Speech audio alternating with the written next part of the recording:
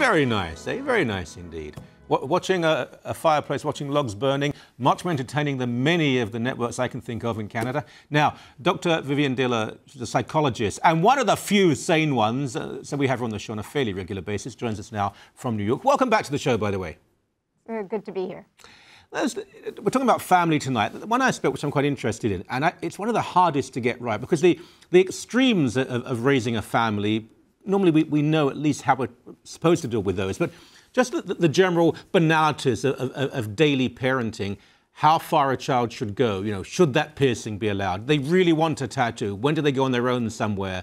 How do we know what is right and what is wrong?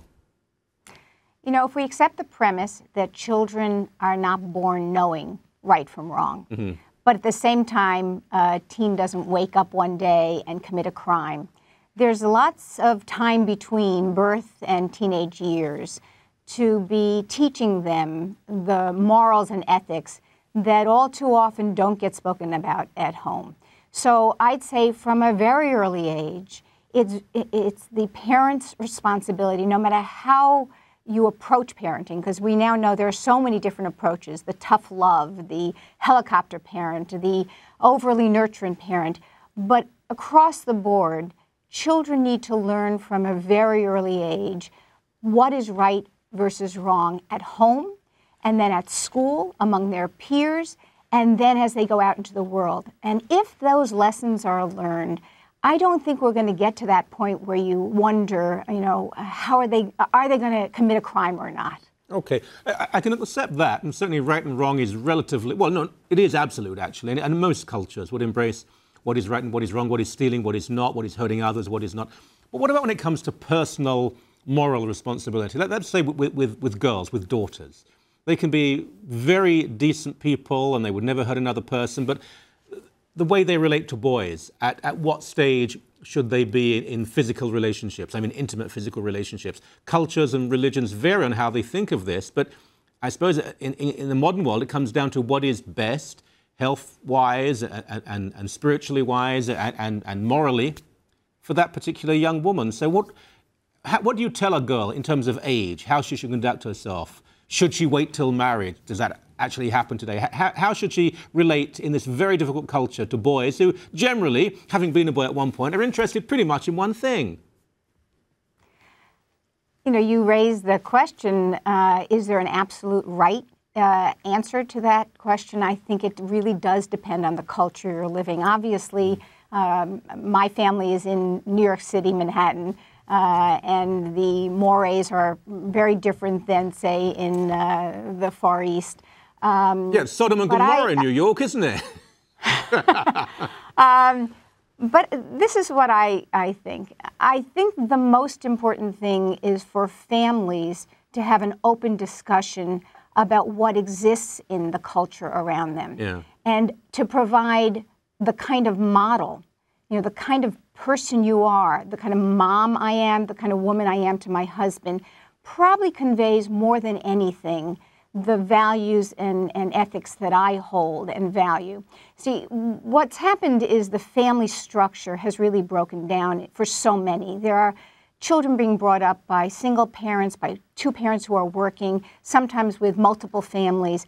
And at the same time, religious upbringing have less of an influence, and the media is having more of an influence. So keeping that in mind, where the media is pushing the boundaries about such issues like premarital sex and affairs, loyalty, these are kinds of things that they're seeing every day on television, hearing about them on rap songs and video games. So you wonder, okay, so where are these children going to learn what you feel as a parent is right? I think it has to do with discussion around that dinner table that sadly doesn't happen as often as we think. But in my family, we do have a once-a-week dinner as best we can, get everybody together, and we talk about these things. I know I haven't answered you directly, like when is it the right time for my daughter, I have a daughter, to engage in premarital sex. But I think it's a pretty gray area for a lot of families. Yeah, no, you have answered the question. I'm a realist. I may have certain standards and values. That doesn't mean that they apply to all other people. I think a lot of it is down to self-worth. My experience raising two daughters, they're friends. The girls with very little inner confidence are those who tend to be more promiscuous, because I simply don't believe that most teenage girls are as randy as teenage boys, but they feel to have a certain reputation, to fit in, they have to behave in a certain way, and they don't even particularly relish it, but they just have to fit in. And it's very sad to see that. I mean, we don't have, I'm not going to pretend, we don't really have family dinners, that's mainly my fault. But we do have a great deal of communication. So again, when I've heard people say, I didn't know my child was using drugs, I've always thought, well, how did you not know? If you're worldly, you know what drug use does. There will be changes in the way they look, the way they behave. How much time did you spend with them? If you never see them, well, of course you wouldn't know. I think some of this is having courage as parents to bring up topics that are not easy to talk about. Yeah. You're not going to find a teenage child, boy or girl, who's going to say, Mom, I really want to talk about weed. Or, Mom, this boy is approaching me and I don't know what to do on a date. Sometimes a girl will talk more often. Yeah. But I think parents have to have the awareness that if they don't bring up these difficult subjects, they're actually not going to be spoken about elsewhere. Schools are trying, as educators realize that less of these morals are being taught at religious settings, I think schools are taking more of that responsibility. But I guess what I feel is most important to impress upon parents is that children are not learning this anywhere. It doesn't happen automatically. It's not like your child knows these rights and wrongs because they're hearing so much of the opposite, even among the authorities that they think they respect, among coaches. We hear coaches who are engaging in sexual abuse. We hear politicians who, are cheating, or, financial people who are stealing. So how are they going to learn? Yeah. That's why I feel like it is becoming more and more the responsibility of the core family to speak about topics that are so difficult.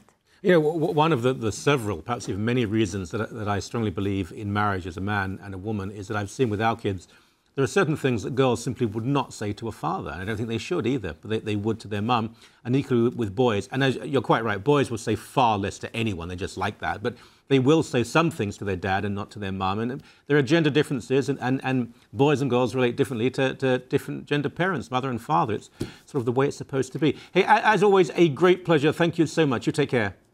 It's good to talk to you.